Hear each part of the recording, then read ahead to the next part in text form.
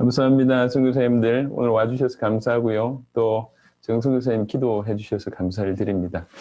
오늘은 마지막 날이기 때문에 크게 두 파트로 진행을 해야 될 것 같습니다. 하나는 이제 25강, 26강, 27강을 1시간 반 정도 안에 쉬지 않고 한번 진행해 보겠고요. 그 다음 이후에는 이제 우리 참여한 선교사님들 좀 소회 나누는 시간을 가졌으면 좋겠는데, 그냥 이런 은혜 받았다 이런 것보다 그것도 괜찮겠지만 실제 중심의 어떤 나눔들이 우리 전체를 살려내는 그런 역할들을 하고 또 우리가 나아가야 될 방향에도 굉장히 확신을 줄 수 있는 그런 부분이기 때문에 굉장히 귀중한 시간 같습니다. 참여하신 모든 선교사님들이 짧은 그런 나눔을 해주시면 저한테도 굉장히 도움이 될 것 같습니다. 자, 바로 25강 그리스도인에 관한 얘기를 말씀을 좀 드리도록 하겠습니다. 그리스도인이라고 할 때 성경에는 딱 3번 정도 언급됐다고 제가 찾아보니까 그렇더라고요. 사도행전 11장 26절에 만남이 안디옥에 데리고 와서 둘이 교회에 1년간 모여있어 큰 무리를 가르쳤고 제자들이 안디옥에서 비로소 그리스도인이라 일컬음을 받게 되었더라. 분명 칭찬의 의미도 있지만 처음에는 조롱의 의미가 있지 않았나. 우리 한국에도 뭐 예수쟁이 이런 말이 있지 않습니까? 분명히 처음에는 조롱의 의미가 있었지만 실제로 이게 아예 고유명사가 되어서 이제 존경의 의미 또한 담게 되지 않았나 생각을 합니다. 사도행전 26장 28절에 아그리빠가 바울에게 이르되 네가 적은 말로 나를 권하여 그리스도인이 되게 하려 하는도다. 이렇게 얘기할 정도면 이미 그리스도인이라고 하는 어떤 이 별칭 파다하게 퍼졌다는 거죠. 아그리빠 왕이 이렇게 표현할 정도면요. 베드로전서 4장 16절에 만일 그리스도인으로 고난을 받으면 부끄러워하지 말고 도리어 그 이름으로 하나님께 영광을 돌리라. 이제 성경에는 요 3구절 나와 있는데요. 그리스도인이라고 하는 그 의미는 우리 뭐 다 아시겠지만 그리스도이신 예수님에 대해서 믿음을 고백하는 자 내지는 그리스도에게 속한 크리스티아노스 이 헬라어가 사실은 그때는 이제 예를 들면 유명한 어떤 가문이라고 얘기할 때 그 가문에 속한 뭐 이런 식의 어떤 의미가 있었다고 합니다. 그러니까 그리스도에게 속한 때 또는 그리스도를 닮은 자 그리고 그리스도의 군사, 그리스도의 가족, 그리스도의 지지자 이렇게 볼 수가 있고요. 또 하나 이제 또 설명할 수 있는 게 그리스도를 닮은 자라고 하는 표현으로 조금 더 확대시켜 보면 사실은 우리 그리스도인이라고 하는 것은 그리스도를 믿고 이 땅에서 그리스도께서 우리에게 허락하신 그 역사를 감당하는 자라고 볼 수가 있습니다. 그러니까 그리스도의 사역을 또 우리가 감당해야 되겠죠. 작은 그리스도로 제사장의 역할, 또 선지자의 역할, 왕적인 역할을 우리가 해야 된다. 이렇게 믿습니다. 그래서 백성들의 죄 가운데 있는 그들이 구원받을 수 있도록 하고 또 하나님의 말씀을 전해서 그들이 올바로 하나님을 만나고 누릴 수 있도록 하고 눈에 보이지 않는 사단을 대적하며 또 그들을 보호해 준 역할들을 하면서 다양하게 그리스도의 사역들을 또 감당하는 자를 또 그리스도인이다 이렇게 볼 수가 있을 것 같습니다. 그래서 요거 약간 좀 별개의 얘기인데요. 우리 초기에 이 핍박을 받았던 많은 그리스도인들이 자기가 그리스도임을 표현을 못합니다. 드러내면 이제 죽게 되니까. 그래서 여러분 잘 아는 그 물고기 이렇게 표시를 했지 않습니까? 그 물고기라고 하는 표시가 이제 익두스라고 하는 단어를 여러분 아실 것인데 그 익두스 단어를 우리가 한번 새겨볼 필요가 있는데 이 5가지 단어를 조합을 한 겁니다. 그 5가지 단어가 예수, 그리스도, 하나님, 아들, 구주, 구세주 이렇게 되어 있습니다. 예수, 그리스도, 하나님의 아들, 구세주 이렇게 되어 있습니다. 그 말은 무슨 말이냐면 예수님이 그리스도시고 하나님의 아들이시고 구원주다, 구세주다 이런 고백입니다. 그냥 단어의 나열이 아니라 우리는 예수님을 그리스도로 믿고 하나님의 아들로 믿고 나의 구원주로 믿는다는 것이죠. 그러니까 정확하게 우리가 영접을 할 때는 어떤 의미로 영접하냐면 하나님의 아들 그리스도이신 이 예수님을 나의 주인으로 모실 때 이런 차이입니다. 그러니까 하나님의 아들 그리스도라고 하는 것은 객관적인 사실이고 그 객관적인 사실인 그 예수님을 나의 주인으로 나의 구원자로 모시는 이건 어떻게 보면 우리와의 관계적인 측면이지 않습니까? 그러니까 나는 예수님을 하나님의 아들 그리스도이신 예수님을 믿고 그분이 나의 구원주, 나의 주인으로 믿는다. 이런 고백이 익두스 안에 사실은 들어있다고 생각을 합니다. 그래서 그냥 단어의 나열이 아니라 그들의 신앙이 그 안에 담겨져 있는 거죠. 예수님이 그리스도시고 하나님의 아들이시고 구주라고 나는 믿는다. 나는 그런 믿음을 가지고 있다. 이런 고백들을 이제 익두스로 표현했다고 합니다. 사실 이제 그런 어떻게 보면 카타콤 같은 경우에는 일평생 빛을 보지 못하고 죽었던 많은 사람들도 있었는데 그 사람들도 사실은 동일한 요 신앙 가지고 살았다는 거죠. 이 신앙 때문에 자기의 모든 삶을 포기하면서 살아냈는데 지금 우리가 정말로 이 신앙을 진실로 회복해야 되지 않는가 생각을 합니다. 그냥 우리가 익숙한 그냥 단어 나열이 아니라 정말로 예수님을 그리스도로 하나님의 아들로 우리 구세주로 이렇게 믿는 이게 그들뿐만 아니라 지금 우리에게도 필요하고 사실은 전 세계에 이 믿음이 필요한 겁니다. 사실 전 세계의 모든 민족, 모든 교회, 모든 성도 다 이렇게 이 믿음이 전달돼서 이 복음과 이 믿음이 전달돼서 한꺼번에 일어나는 그래서 전 세계를 같이 복음화하는 하나님이 그걸 원하신다고 생각을 합니다. 그를 위해서 할 수만 있다면 먼저 힘을 다해서 수고할 자들을 지금 먼저 부르시는 중에 또 저와 여러분들 하나님께서 먼저 부르시지 않았나 이렇게 이제 여겨집니다. 자, 이 그리스도인의 정체성은요. 로마서 1장 6절에 보니까 너희도 그들 중에서 예수 그리스도의 것으로 부르심을 받은 자니라. 그리스도인의 정체성은 한마디로 얘기하면 그리스도의 것입니다. 고린도전서 3장 23절에 너희는 그리스도의 것이요 그리스도는 하나님의 것이니라. 갈라디아 3장 29절에 너희가 그리스도의 것이면 곧 아브라함의 자손이요 약속대로 유업을 이을 자니라. 내 것이 아니라는 거죠. 나란 존재가 정말 예수님을 나의 주인으로 모시는 그 순간부터 우리는 그리스도의 소유가 됩니다. 요한복음 17장 16절 그리스도의 소유가 되면 어떻게 되냐면 내가 세상에 속하지 아니함 같이 그들도 세상에 속하지 아니하였사옵나이다. 우리는 더 이상 세상에 속하지 않고 하늘에 속하고 그리스도에게 속한 그런 자가 되는 것입니다. 이게 우리의 정체성입니다. 또 다른 표현으로 고린도전서 6장 19절 20절에 너희 몸은 너희가 하나님께로부터 받은 바 너희 가운데 계신 성령의 전인 줄을 알지 못하느냐. 너희는 너희 자신의 것이 아니라 값으로 산 것이 되었으니 그런즉 너희 몸으로 하나님께 영광을 돌리라. 분명히 이렇게 얘기를 합니다. 그러니까 우리 몸 하나 몸뚱이도 육신적인 몸도 너무 귀하다는 얘기죠. 골로새 3장 9절부터 10절에 너희가 서로 거짓말을 하지 말라. 옛사람과 그 행위를 벗어버리고 새 사람을 입었으니 이는 자기를 창조하신 이 형상을 따라 지식에까지 새롭게 하심을 입은 자니라. 우리 자신 자체가 완전히 새로운 사람으로 바뀌었다는 겁니다. 쿠바를 가보면 그 유명한 보통 이렇게 쿠바 그림들 같은 데 많이 나오는 게 하바나라고 하는 그 수도에 가면요. 이게 쿠바가 해외하고 딱 단절된 상태로 수십 년을 지내다 보니까 이제 뭐가 많냐면 새 차가 거의 없어요. 그러니까 아주 오래된 그것도 몇십 년 된 그 중고차들이 많이 있습니다. 그 중에는 아주 옛날에 그 화려한 캐딜락 이런 엄청난 화려한 차들 수십 년 됐지만 화려한 차들이 이제 외국인들 볼 때 너무 신기한 거죠. 이게 그대로 보존돼 있으니까. 그러니까 그거 이제 관광용으로 그거 한번 타고 가고 이러는데 한번 타니까 이게 너무 매연이 심해가지고 말할 수가 없습니다. 근데 외형은 완전히 통쇠로 돼가지고요. 정말 멋있습니다. 하지만 안에는 완전히 고물덩어리죠. 수십 년 됐으니까요. 그러니까 이제 자동차 매니아들이 그 차를 사가지고 옵니다. 한국이면 한국으로 사가지고 와서 그 안에 있는 내부를 싹 다 뜯어냅니다. 그러니까 껍데기 하나만 남고 전부를 뜯어내는 거죠. 그리고 거기에 이제 최신 그 엔진이며 이런 것들을 장착해서 완전히 새 차로 만드는 겁니다.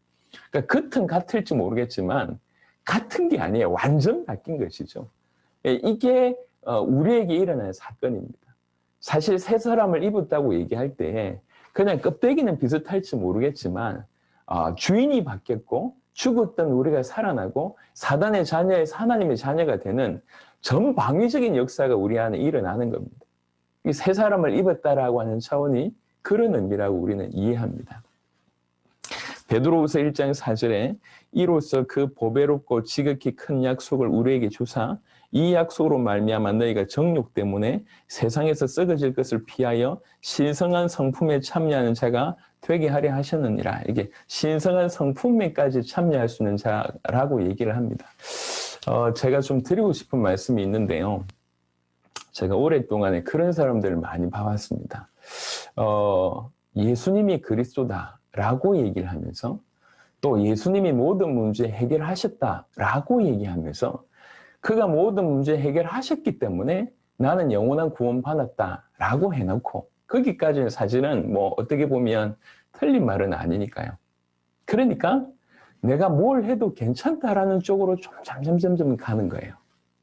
이미 내가 구원을 받았었고 모든 문제 해결되시는 그분이 나의 구주시니까.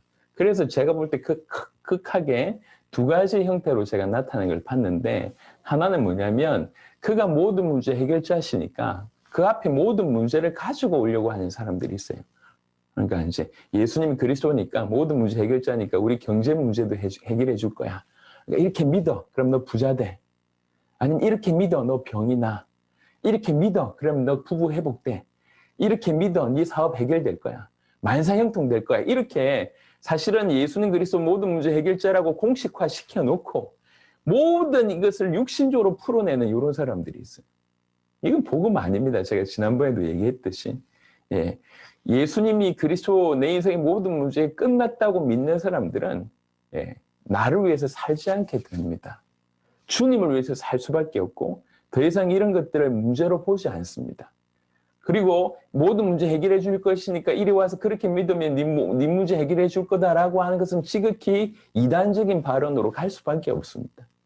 이건 예수님을 이용하는 그런 차원이니까 이런 형태로 하나 나타나고요. 또 하나는 예수님이 그리스도니까 내 과거, 내 현재, 내 미래 모든 문제 끝내셨다. 여기까지는 괜찮아요. 그래 놓고 그러니까 지금 내가 이제 하고 있는 부분들은 충분히 이해해 줄 것이다. 아니 목사가 세상을 알아야 되지 않냐. 그래 세상을 건질 거 아니냐. 이래서 목사가 본격적으로 이렇게 이런 표현이 좀 어떨지 모르겠지만 본격적으로 술을 드십니다. 술을 퍼마신다고 제가 얘기하려고 하다가 본격적으로 목회자들끼리 예수님을 그리스도로 믿는다고 하는 목회자들끼리 모여가지고 술 마시고 있고요. 저기 단란주점 같은 데 가가지고 거기에서는 목사님이라고 서로 못 부르니까 사장님이라고 부르면서 술 마시고 있고 목사님들이 그러니까 그 밑에 있는 어떤 수많은 분들도 그런 어떤 양상들을 제가 띠는 거를 적지 않게 제가 봤습니다. 제 마음에 큰일 났다. 교육 전도사가 대학생들을 불러놓고 우리가 세상을 알아야 되지 않냐. 우리가 복음을 받았는데. 그러니까 대학생들 데려가지고 호프집을 갑니다. 말도 안 되는 일이 이제 벌어지는 것이죠.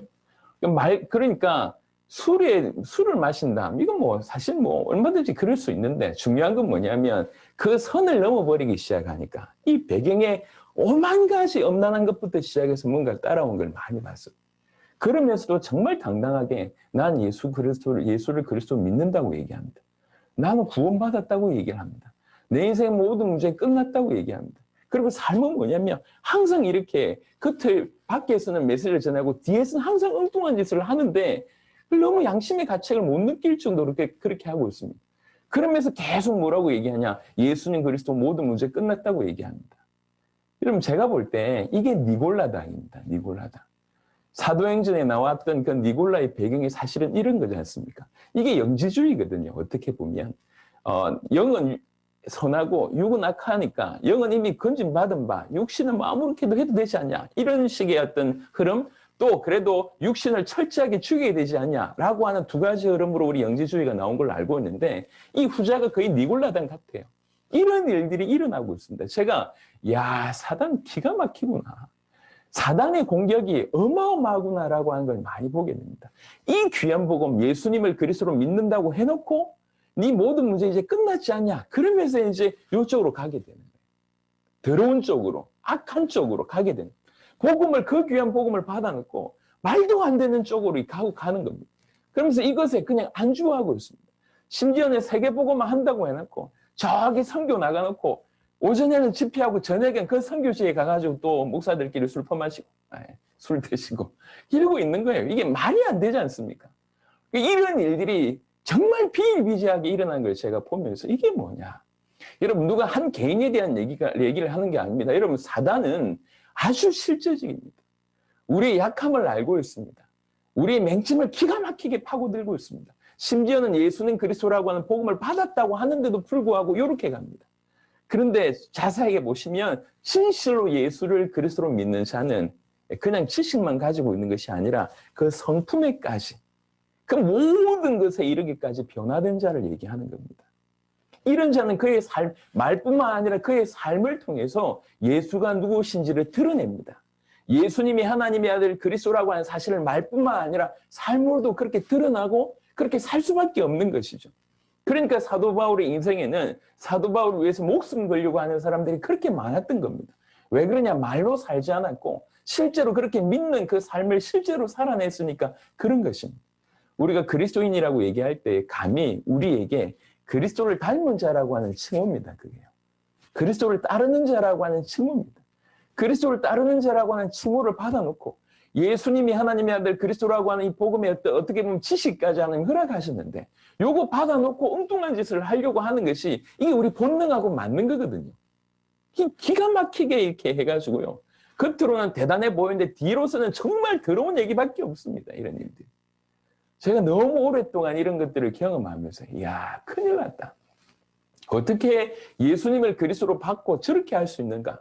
이런 생각들을 참 많이 했습니다. 그래서 우리 선교사님들도 마찬가지인 것 같습니다. 우리가 이제 앞으로 이제 이 복음을 우리 대상자들한테 전달을 할 거 아닙니까? 그러면서 예수의 그리스도가 얼마나 크심을 전달할 거 아닙니까? 이 지식으로 전달될 뿐만 아니라 정말로 삶으로 전달되게 해야 됩니다. 예, 예수는 그리스도 모든 문제 끝났다라고 하는 공식이 전달돼야 될 게 아니라 이게 어떤 의미인지가 전달되고 이 복음을 믿는 자는 어떤 삶을 살아야 될지까지 같이 전달돼야 됩니다. 분명히 그리스도인은 하나님의 그리스도의 소유이며 성령의 전이라고 얘기했습니다. 예. 우리 것이 아니에요. 하나님의 성령의 전이고 그리스도의 것이라고 얘기하며 완전히 새로운 사람을 입었고 그의 신성한 성품에 참여한 자라고 얘기했습니다. 이게 올바른 그리스도인입니다. 진실로 예수님을 그리스도 믿는 자의 삶은 이렇다는 것이죠. 그거 아니면 틀린 얘기입니다. 그래서 말은 기가 막히게 말은 잘하는 사람들이 있는데 우리는 말 잘하는 사람이 아니라 잘 믿는 자가 되어야 되겠습니다. 골로새 3장 3절에 이는 너희가 죽었고 너희 생명이 그리스도와 함께 하나님 안에 감추어졌습니다. 두 가지를 얘기합니다. 죽었다고 얘기합니다. 우리 육신이 죽었다는 거죠. 육체적인 삶이 죽었다는 얘기입니다.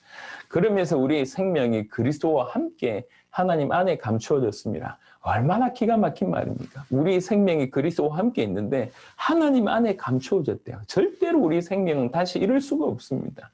이런 은혜가 지금 우리 가운데 임했다는 것입니다. 요한일서 4장 15절에 누구든지 예수를 하나님의 아들이라 시인하면 하나님이 그의 안에 거하시고 그도 하나님 안에 거하느니라. 이게 그리스도인의 정체성입니다. 워낙 지금도 이제 저 불신자들 세계에서도 크리스찬이라고 하는 단어가 너무 의미가 땅바닥에 떨어져서 우리도 크리스찬이라고 얘기할 때 그 의미를 대충 생각하지만 사실 그리스도인이라고 하는 의미는 어마어마한 말입니다. 그리스도를 따르는 자, 그리스도를 닮은 자, 그리스도를 드러내는 자, 그리스도의 사역을 이 땅에서 감당하는 자라고 하는 의미라고 할 때 너무 엄청난 말이지 않습니까? 그 그리스도인의 정체성 이렇습니다.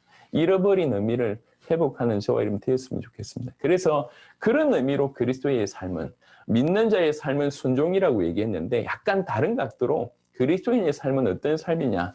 베드로전서 2장 21절에 이를 위하여 너희가 부르심을 받았으니 그리스도도 너희를 위하여 고난을 받으사 너희에게 본을 끼쳐 그 자취를 따라오게 하려 하셨느니라. 그리스도인은 그 자취를 따라가는 사람입니다.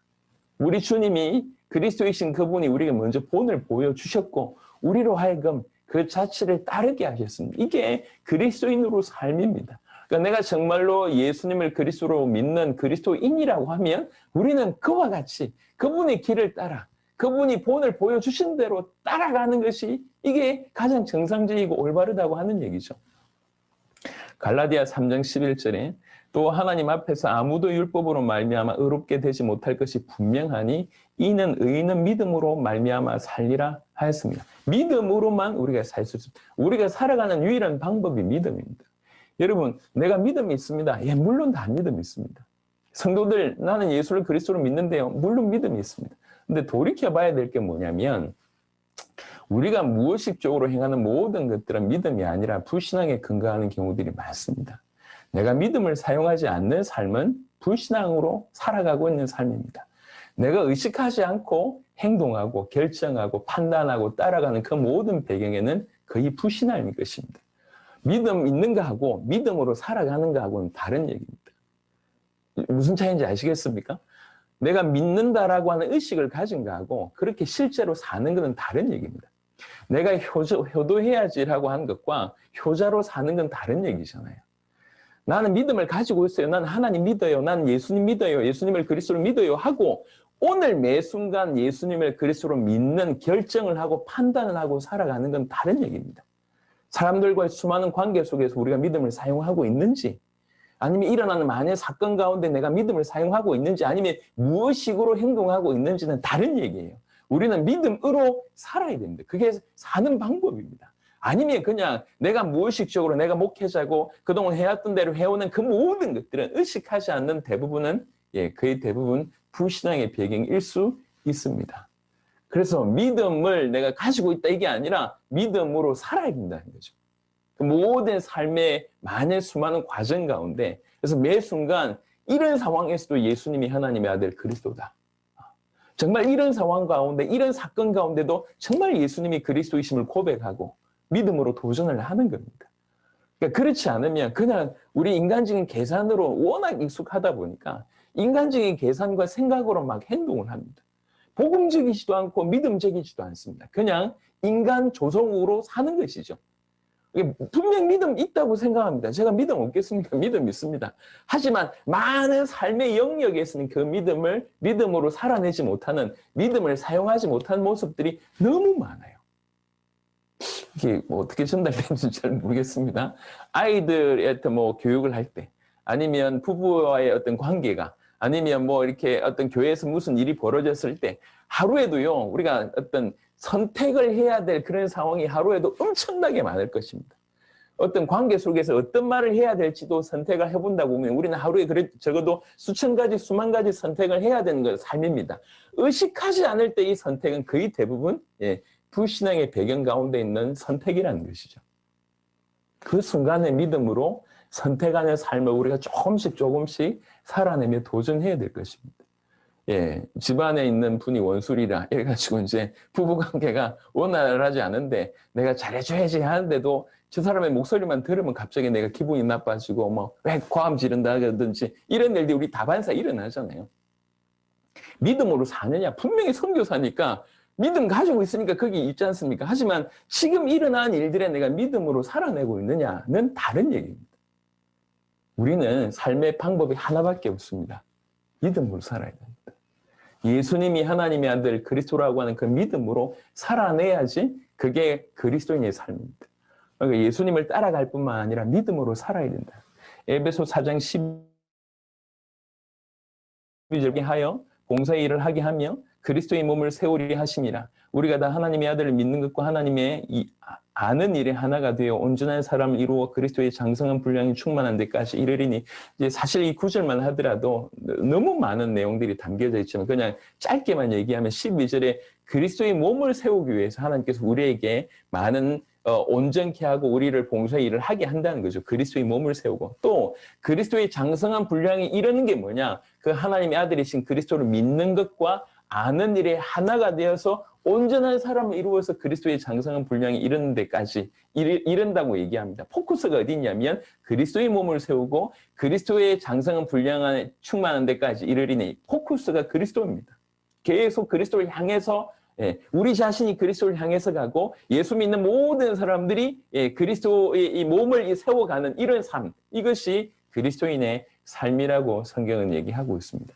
로마서 14장 8절에 우리가 살아도 주를 위해서 살고 죽어도 주를 위하여 죽나니 그러므로 사나 죽으나 우리가 주의 것이로다. 그러니까 어떠하든지 우리가 주를 위한 살든지 죽든지 무엇을 하든지 포커스가 주님을 위해서, 그게 우리의 존재 이유입니다. 삶의 방식이죠. 고린도후서 15장 5장 15절에 제가 지난번에도 이제 이 구절을 먼저 떼서 설명을 드렸는데요. 잘 보시면요. 그가 모든 사람을 대신하여 죽으시면 왜 우리를 위해서 대신 죽으셨냐? 이유를 설명합니다. 살아있는 자들로 하여금 다시는 그들 자신을 위하여 살지 않고 오직 그들을 대신하여 죽었다가 다시 살아나신 이를 위하여 살게 하려 함이라. 우리 주님이 우리를 대신해서 죽으신 이유를 설명합니다. 대신해서 죽으신 이유는 뭐냐면 그분이 대신해서 우리가 살아났잖아요. 살아난 우리가, 그러니까 즉 구원받은 우리가 다시는 내 자신을 위해서 살지 않게 하시려고 그분이 대신 죽으셨다는 거예요. 나를 위해서 살지 않고 나를 위해서 죽으신 바로 그분을 위해서 살게 하시려고 그분이 나를 대신해서 죽으셨다고 합니다. 그래서 예수님을 구주로 믿는 그리스도인들은 자기를 위해서 사는 자가 아닙니다. 자기를 위해서 사는 자가 아니고 주님을 위해서 사는 자가 예수 믿는 자입니다. 그런데 예수를 믿는다고 하면서 결국 자기를 위해서 산다. 예수 믿는 게 아니라는 거죠. 어떻게 공식적으로 설명하면 그렇습니다. 우리는요, 자세하게 보면 나를 위해서, 내 가정을 위해서, 내 교회를 위해서, 내 사역을 위해서 주님을 위한다고 얘기하지만 전부 결국 이것인 경우들이 너무 많은 것 같아요. 어떤 분이 그렇게 얘기합니다. 자기 아들이 대학 합격하는 것이 세계보고말이에요. 자기 아들이 대학 합격해가지고 열심히 해서 영광 받으시고 큰일을 할 거니까 자기 아들이 대학 합격하는 것이 세계복음화고 자기 교회가 부흥되는 것이 세계복음화고 자기 사역이 커지는 게 세계복음화라고 막 얘기하더라고요. 그랬으면 좋겠다고 제가 말씀드렸습니다. 그랬으면 좋겠다. 그랬으면 좋겠는데 진짜 그러냐? 정말로 세계복음화 그 간절한 소원 때문에 당신의 사역과 당신의 가족과 당신이 지금 하는 일들의 복을 받아야 되냐? 그렇다고 하면 하나님 역사하실 것이다. 근데 우리는요. 핑계나 이유로 세계복음화를 해놓고 요거 때문이라고 얘기해놓고 실제로는 자기 이속을 챙기는 이런 일들이 우리 가운데 너무 다반사합니다. 그걸 하나님이 알아요. 우리 교회 부흥되는 게 세계복음화입니까? 우리나라에 큰 교회들 많습니다. 다 그렇게 부흥했겠죠. 큰 교회를 비난하는 게 아닙니다. 큰 교회 되고 나서 과연 세계복음화 얼마나 하고 있습니까? 묻고 싶습니다. 예. 세계복음화를 위해서 사역이 부흥된다고 얘기합니다. 그래서 어떤 큰 선교단체나 아니면 수많은 단체들이 조직됐습니다. 과연 세계복음화가 얼만큼 진행되고 있습니까? 양심적으로. 우리는 세계복음화 하나 이렇게 붙들고 기도하면 하나님께서 무조건 응답하신다고 해놓고 결국은 전부 자기입니다. 자기 가정, 자기 사역, 자기 교회, 자기 집, 자기 전부 자기 배를 불리는 그런 부분이죠. 참 아쉽다 생각합니다. 우리나라의 유명한 목사님들 중에 은퇴하신 이후에 너무 차이가 이렇게 나는 분들이 있잖아요. 큰 목회를 했는데 예, 크게 목회해놓고 완전 전 국민적으로 욕을 듣는 분이 계신가 하면 큰 목회를 하고 나서 또 완전하게 겸손하게 물러나면서 철저하게 나를 잊으셔야 된다고 하시면서 자기 자신을 비우는 존경할 분이 또 나오지 않습니까? 왜 이리 차이가 날까요? 여러분, 우리 사이즈가 커지는 게 세계복음화가 아닙니다. 왜 자꾸 그걸 세계복음화라고 생각하십니까? 진짜 우선은 세계복음화 이 자체입니다. 나를 위해서 살지 않는 것이 세계복음화입니다. 우리 주님은 그렇게 말씀하셨습니다. 그래서 진짜로 예수님을 그리스도를 믿는 자는 자기 위해서 살지 않습니다. 주를 위해서 삽니다. 주님 무엇을 원하십니까? 주님 어찌하면 되겠습니까? 이것이 더 포커스입니다. 예. 이게 포커스로 맞출 때 뭔가 일이 되는 거예요. 개인적으로 저는 지금의 삶에 만족합니다. 어떻게 이 정도 사역을 해서 이렇게 적당하게 뭐 강의 좀 다니면 뭐 강의비 좀 받고 좀 유명해지고 이래가지고 좀 교회 좀 큰 부흥되고 뭐 이럴 수 있겠죠. 그게 뭐 별 매력이 없어요. 살아야 될 이유를 제가 못 느끼겠습니다. 예, 난 좀 유명해지면 뭐 하고 뭐 성도가 좀 불어나면 뭐 하고 교회 뭐 이렇게 삶이 좀 윤택해지면 뭐 합니까? 영원한 것을 바라본다고 얘기할 때 그게 뭐가 중요하냔 말이에요. 주님, 이 주의 이름이 전 열방까지 전달되는데 뭐가 더 필요할까? 어떻게 더 살아가면 될까? 이게 더 중요하지 않습니까? 자기를 위해서 사는 것은 어떤 이유든지 자기를 위해서 사는 것은 예, 주님을 위해서 나를 살려주신 그 목표에 주님이 나를 살려주신 것에 내가 이유를 배반하는 겁니다. 내가 나를 위해서 사는 거는. 정말로 나를 위해서 죽으신 그분을 위해서 사는 것만이 우리가 지금 살아야 될 유일한 존재 양식이고 방법입니다. 굉장히 중요합니다. 굉장히. 다시 돌아보셔야 됩니다. 내 교회 부흥이 세계복음화 맞냐? 진짜로 세계복음화를 위해서라고 하면 하는 교회 부흥시켜 주시겠죠. 하지만 핑계대고 교회 부흥만을 외칩니다. 수많은 교회 성도들이 자기 교회 부흥을 위해서 남은 인생들을 드립니다. 그분들의 헌신으로 말미암아 교회가 든든하게 세워진 거 감사한 것 같아요. 저는 그런데 안타까운 게 있어요. 이 성도들 한 명 한 명이 전 세계를 위해서 헌신할 수 있는데 교회 안에 딱 가다 놓고 요 교회 부흥시키는데 당신들 희생해야 돼. 요렇게 우리가 혹시 몰아가고 있었던 건 아닌가. 그래서 교회가 그렇게 크게 되어졌는데 그 큰 교회가 욕돋는 교회가 얼마나 많습니까 지금. 예, 뭐 이렇게 갑자기 또 욱하네요. 얼마나 많냔 말이에요. 거기에 뭐 성도들이 얼마나 자기 인생 들였습니까? 그래가지고 교회가 그렇게 커져놓고 그 교회가 방향이 뭐 저 다른 데로 지금 틀고 있지 않습니까? 그렇게 새벽기도 그렇게 많이 하고 어마어마한 사람들이 많이 모이고 막 한단들 뭐 하겠냔 말이에요. 제가 갑자기 교회 이름 나올 뻔했습니다. 여튼 뭐 하겠냔 말이에요. 그래서 그렇게 교회가 그러니까 우리가 성도들 한 명 한 명으로 하여금 세계를 내다보게 하고 세계복음화 하는데 이분들의 인생을 아낌없이 드릴 수 있도록 해야 되는데 세계복음화로 해놓고 결국은 목사의 사역, 결국은 목사 몇 명이 만들어놓은 그 단체의 사역을 위해서 성도들 뭐 다 헌신하게 해놓고 그 사역이 세계복음화 쪽으로 잘 가게 되면 정말 박수 칠 일이지만 그렇지 못한 일들이 얼마나 많냔 말이에요. 우리가 냉정하게 돌이켜봐야 됩니다. 우리 주님이 나를 위해서 대신 죽으셨다고 얘기합니다. 왜 대신 죽으셨냐? 그분에게 인터뷰해보니까 그분이 이렇게 얘기합니다. 내가 살린 쟤네들이 다시는 쟤네들 위해서 살지 않고 나를 위해서 살게 하기 위해서 내가 대신 죽었다. 이렇게 얘기하시는 겁니다. 지금 고린도후서 5장 15절은. 우리가 그렇게 살아야 된다는 거죠. 우리 성도들이 그렇게 살아야 됩니다. 다시는 자기를 위해서 살지 않고 주와 복음을 위해서 살 수 있도록 그게 신앙입니다. 그게 초점 맞춰줘야 돼.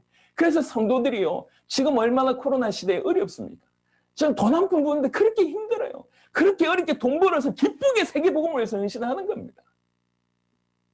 자기 밥 먹을 거 없는데도 아껴가면서 저기 저 해외에 누가 어렵다고 하니까 그거 먼저 보내주고 프린스 목사님 아들 돌아가셨다고 하니까 자기 뭐 이렇게 있던 뭐 있는 돈 없는 돈 끄집내가지고 헌금해주고 왜 그러냐? 세계복음을 저렇게 생명 걸고 세계복음 하시는 분에 도와야지.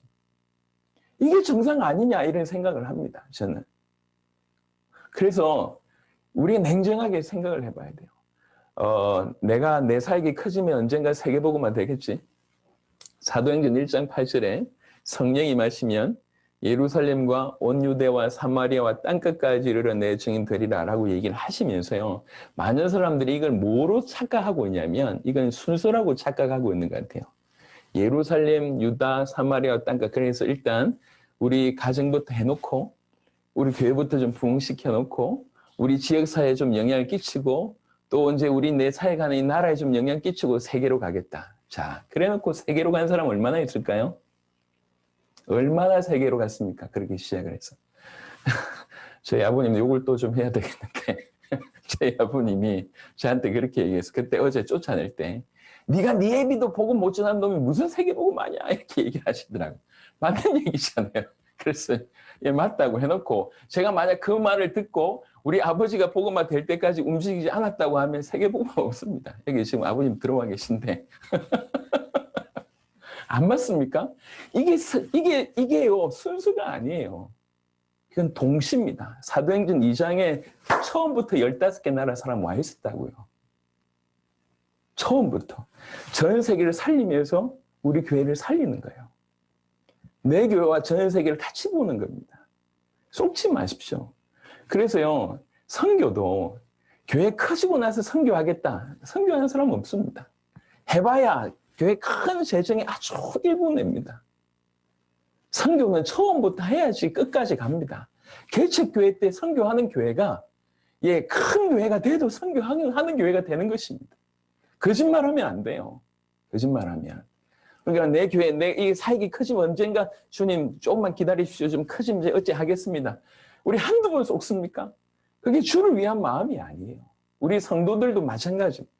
우리 성도들이 가슴 속 깊이 예수님을 믿는 것이 어떤 것인지가 전달되어져야 됩니다. 예수님을 그리스도로 믿는다고 하는 것은 나를 위해서 사는 삶이 아닙니다. 주님을 위해서 처음부터 이 포커스가 주님을 위해서 맞춰진 그런 삶입니다. 완전히 다를 수밖에 없는 것이죠. 마태복음 16장 24절에 이에 예수께서 제자들에게 이르시되 누구든지 나를 따라오려거든 첫 번째 존재 조건이 뭐냐면 자기를 부인하고 이렇게 됩니다. 자기 십자가를 지고 나를 따를 것이니라. 자기를 부인하고 이 부분도 우리가 설명이 좀 필요할 것 같은데요. 이거는 그냥 자기 자신을 예수 믿고 나서 내가 참아야지 이거 아닙니다. 내가 낮아져야지 이거 아닙니다. 예. 예수님이 나를 위해서 죽으셨고 그가 내 모든 문제를 끝내셨다고 진실로 믿으시면, 그리고 그가 나와 함께 계셨다고 하는 것은 더 이상 내가 나를 위해서 살 필요가 없구나라고 하고 깨달아진다고 하면 자기를 위해서 살지 않는 겁니다. 이게 자기를 부인하는 거예요. 그냥 성격 죽이는 게 아니라니까. 무조건 참아야지 이게 아니에요. 우리는 잘못 이해했습니다. 그런 차원이 아닙니다. 내 모든 문제가 끝났구나. 주님이 십자가와 부활로 그 완벽한 능력으로 끝내셨구나. 이렇게 믿어지면 나를 위해서 살 수 없고 오직 주를 위해서 살 수밖에 없는 거죠. 그러니까 주님을 위해서 살 수밖에 없는 자가 당연히 자기를 부인하는 인생이 될 거 아닙니까? 그렇지 않습니까? 이 믿음에서 출발되는 그의 십자가가 내 모든 것을 끝냈다. 여기 이 믿음으로 시작된 게 신앙생활이라는 얘기예요. 무조건 자기를 죽이고 뭐 자기를 낮추고 뭐 이렇게 비우고 이런 작업이 아닙니다. 이런 작업이 전제된다고 할 때 우리 도대체 언제 주님 따르겠습니까? 어느 만큼 되면 자기를 부인할 건데요. 예, 여러분 자기를 부인하십니까? 얼만큼 낮추십니까? 그게 기본 조건이라고 얘기하는데 우리가 영원히 살아도 우리 부인을 잘 못할 거 아닙니까? 그런 차원이 아니고 믿음을 얘기합니다. 모든 것을 주께서 그분의 십자가는 완벽하구나. 그분의 십자가와 부활로 내 모든 것을 완벽하게 끝내셨고 그분이 나와 함께 계시다고 하는 것은 이미 끝난 게임이 아니냐는 거죠. 근데 왜 내가 나를 위해서 걱정합니까? 죽기를 두려워할 필요가 없는 거 아닙니까? 영원한 것까지 그분이 끝내셨다. 이런 믿음을 우리가 더 사모해야 된다는 것이. 이런 자는 자기를 위해서 살지 않습니다. 원래도 저는 태생적으로 이기주의자들을 굉장히 싫어합니다. 자기 거 챙기고 이런 놈들을 아주 알레르기 반응을 보이면서 제가 싫어하는데 그런 차원이 아닌 것 같아요. 이거는. 그냥 무조건 남들한테 헌신해다 이런 개념도 아니고 그가 내 모든 문제를 끝내셨다. 그 믿음이 자기를 부인하는 그런 아주 당연한 결과를 낳는 것입니다. 로마서 12장 1절부터 2절에 그러므로 형제들아 내가 하나님의 모든 자비하심으로 너희를 고나노니 너희 몸을 하나님이 기뻐하시는 거룩한 산 제물로 드리라. 이는 너희가 드릴 영적 예배니라. 너희는 이 세대를 본받지 말고 오직 마음을 새롭게 함으로 변화를 받아 하나님이 선하시고 기뻐하시고 온전하신 뜻이 무엇이든지 분별하도록 하라. 다 얘기할 수는 없겠고요. 너희 몸을 하나님이 기뻐하시는 거룩한 산 제물로 드리라. 우리의 모든 것을 드릴 것을 우리 주님은 요구하고 있습니다. 우리 주님 우리에게 100을 주셨습니다. 우리에게 100을 원하십니다. 우리가 그분에게 우리 100을 드릴 때 하나님 어떻게 역사하시는지 보라는 것이죠. 이게 그리스도인의 삶이라고 조금 정리할 수가 있겠습니다. 우리 선교사님들 다 아시는 내용이지만 우리 대상자들한테 전달될 때 조금 정리가 이런 부분들이 좀 필요하지 않을까. 우리는 지금까지 그리스도가 어떤 뜻인지를 살폈고 예수가 그리스도라고 하는 의미가 어떤 부분인지 살폈고 예수를 그리스도로 믿는 믿음이 어떤 건지를 살폈고 그 예수를 그리스도로 믿는 자가 그리스도인임을 이제 조금 이 시간에 말씀을 드렸습니다. 그 그리스도인은 정체성 자체가 그리스도의 것입니다. 그래서 그 그리스도인은 그리스도를 따를 수밖에 없는 삶을 산다는 것입니다. 그 중에 여러 다양한 구절들이 있지만 고린도후서 5장 15절은 깊이 좀 묵상하시면 좋겠습니다.